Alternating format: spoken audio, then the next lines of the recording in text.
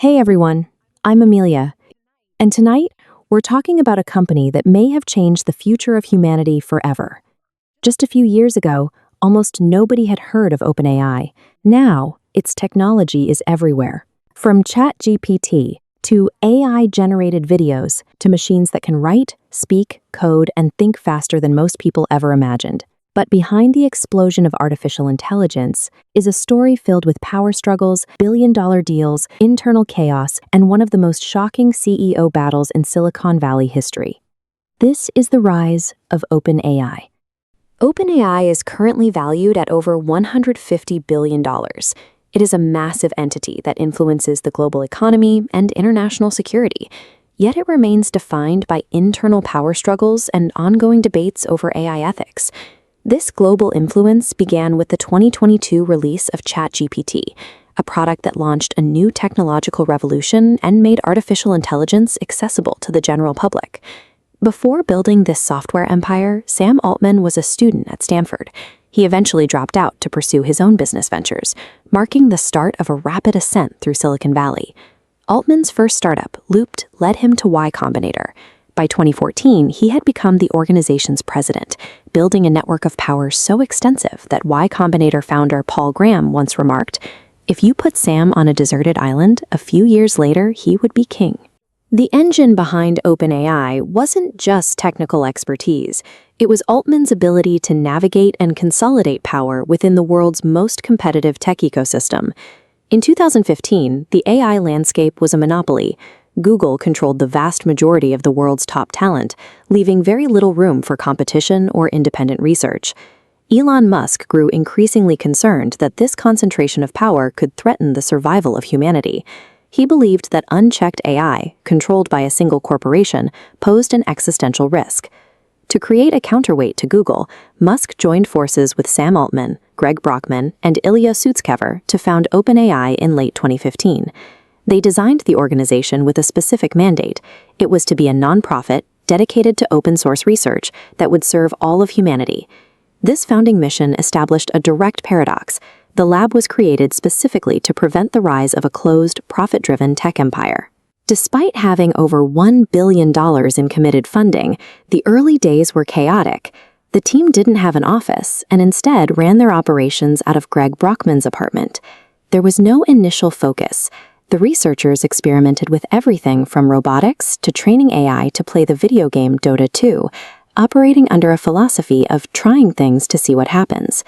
Eventually, the team's various projects converged into one monumental goal: artificial general intelligence, or AGI. They define AGI as a system that can learn any skill and ultimately surpass human intelligence. Once it reaches that threshold, the system could theoretically begin to self-improve at an exponential rate. This ambition caused deep internal anxiety. Some employees realized they were working on either the most beneficial invention in history or the most dangerous one. Pursuing such a high-stakes technology without a clear ethical roadmap ensured that the company's original boundaries would eventually be tested. In 2017, a research paper from Google titled "Attention is All You Need" provided the technical turning point the team needed. OpenAI quickly adopted the transformer architecture described in the paper.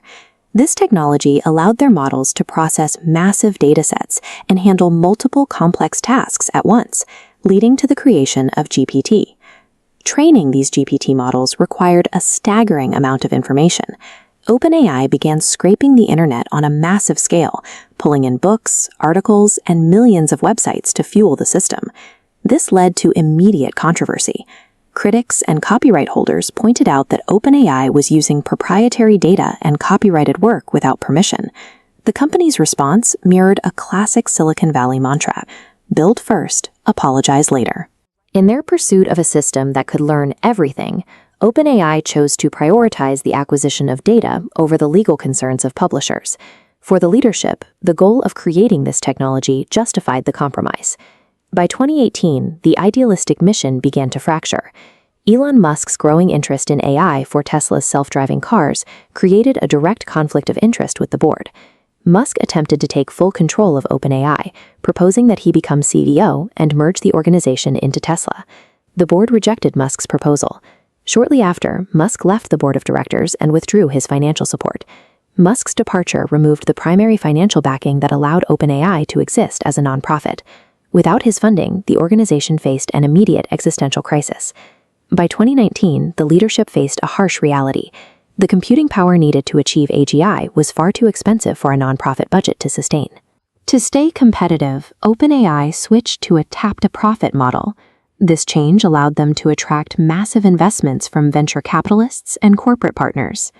Microsoft immediately invested $1 billion, integrating GPT into its Azure infrastructure.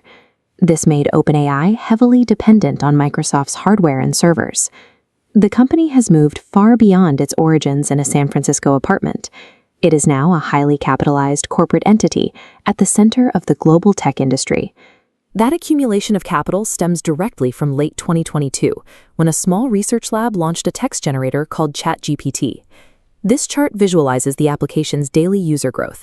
It shows a steep climb, reaching 1 million active users by its 5th day online and crossing the 100 million mark in just 2 months.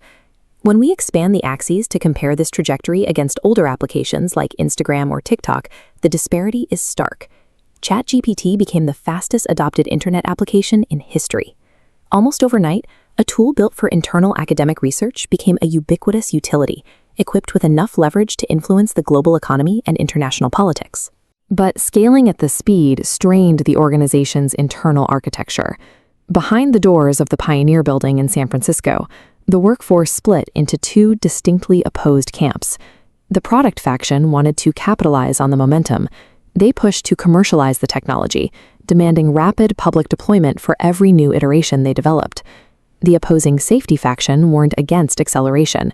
These researchers argued that releasing increasingly capable AI without rigorous, long-term testing posed severe, unpredictable risks to public safety. The company's chief scientist, Ilya Sutskever, emerged as the central figure for these safety concerns, repeatedly advocating for strict guardrails and a slower release schedule. When the executives continued to prioritize rapid deployment, several prominent safety researchers walked out entirely. They secured funding to build Anthropic, a rival AI laboratory focused explicitly on strict safety protocols. The formation of Anthropic turned an internal disagreement over deployment timelines into a physical split that fractured the laboratory's original talent pool. On November 17, 2023, the locus of control shifted away from the engineers toward the 6 individuals holding seats at the corporate boardroom table. In a sudden unilateral move, the board of directors exercised their authority to immediately terminate CEO Sam Altman. In their required public disclosure, the board provided a brief justification.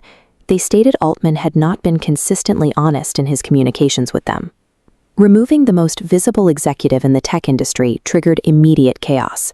Tech equities fluctuated, venture capital negotiations froze, and partner corporations scrambled. A handful of non-executive directors had removed the leader of the AI sector in an afternoon, exposing the unusual, fragile governance structure that managed the world's most powerful startup. The response from within the company was immediate. Over 700 employees signed an open letter demanding the board's resignation, threatening a mass walkout if Altman was not reinstated. Microsoft, holding billions in server infrastructure and equity tied to the startup, offered advanced research positions to Altman and any employee who followed him. The financial and internal pressure was insurmountable. Within 5 days, the board capitulated, and Altman walked back into the building as the reinstated chief executive. He returned with significantly more power. The original board members who orchestrated his firing were replaced, and key internal critics, including safety advocate Ilya Sutskever, quickly exited the organization. This failed coup ended the era of internal safety breaks. It left the product faction with absolute, uncontested control over the company's future development. Entering 2024, the newly consolidated leadership pursued aggressive commercial expansion, embedding their models directly into the operating systems of global hardware giants like Apple. They executed a rapid sequence of product releases, including multimodal systems that analyze audio in real time, the Sora video creation tool, and autonomous digital agents. To maintain this momentum and secure lucrative government contracts, leadership lifted a strict clause in their founding charter that had previously banned the technology's use for military applications. With the internal ban removed, the organization formally commenced software development operations with the United States Pentagon. Those defense partnerships expanded to include international allies, leading to data analysis and logistical software integration with NATO.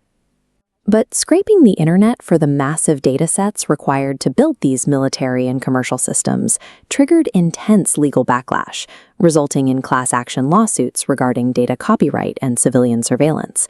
By removing its own safety limits, the company succeeded in dominating the market, but simultaneously entangled itself in global defense and legal chaos. Today, the boardroom politics of Silicon Valley are overshadowed by external geopolitical competition, particularly as rival tech sectors in Beijing accelerate their own development cycles. Foreign competitors, notably China's DeepSeek, recently proved that highly advanced models can be built much cheaper, challenging the assumption that the leading edge of AI is an American monopoly. To stay ahead of these lean competitors, executives are now building enormous, power-intensive server networks, betting entirely on raw computational force to win the race to achieve AGI.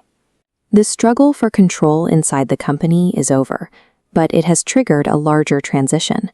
OpenAI has moved from a cautious research lab to a core piece of global defense and commercial infrastructure, meaning the next phase of the AI race will be defined by the momentum of the market, rather than the concerns of the researchers who started it.